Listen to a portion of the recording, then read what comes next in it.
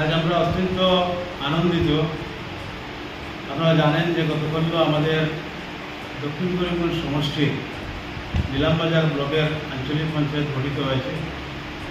সেখানে ভারতীয় জাতীয় কংগ্রেসের প্রার্থী জেরিন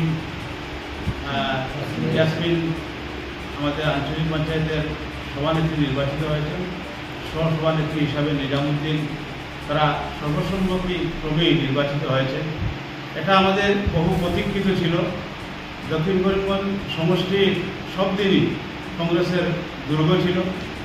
সাম্প্রতিককালে আমরা দেখেছি এখানে কংগ্রেসের নেতৃত্বে যারা ছিলেন তারা তাদের ব্যক্তি স্বার্থের জন্যই কংগ্রেস দল তারা ত্যাগ করে গিয়েছিলেন।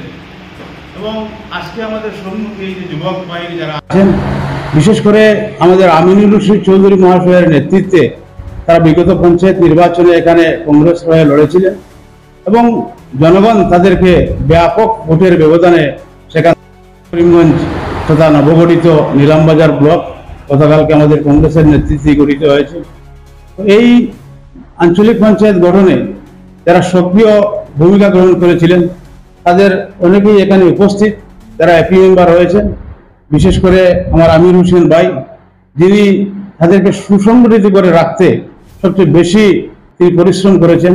আমরা আজকের দিনে তাকে ধন্যবাদ জানাই। আমি সেই সব এপি সদস্য যারা বিজেপির এই আগ্রাসনী মনোভাবের বিরুদ্ধে তারা জনমতের প্রতি লক্ষ্য রেখে তারা সেখানে যেটা দৃঢ়ভাবে থেকে আমাদের এই আঞ্চলিক পঞ্চায়েত গঠনে তারা সদর্থক ভূমিকা পালন করেছেন।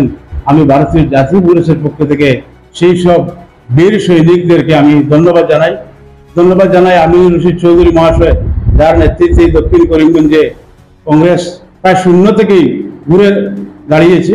আমি আশা করি যে এখানে এই যে যুবক বাহিনী যারা আজকে দক্ষিণ করিমগঞ্জের নেতৃত্বে যারা উঠে এসেছেন, আমি মনে করি যে তারা আমাদের ভবিষ্যৎ এবং আগামী দিনে বিশেষ করে গৌরব গগৈ আসামের অসম প্রদেশ কংগ্রেসের দায়িত্ব গ্রহণের পর যে এক জনজাগরণ সৃষ্টি হয়েছে সমস্ত অসমে, মানুষ বিজেপির সেই অপশাসন থেকে মুক্তির যে আশা দেখছেন।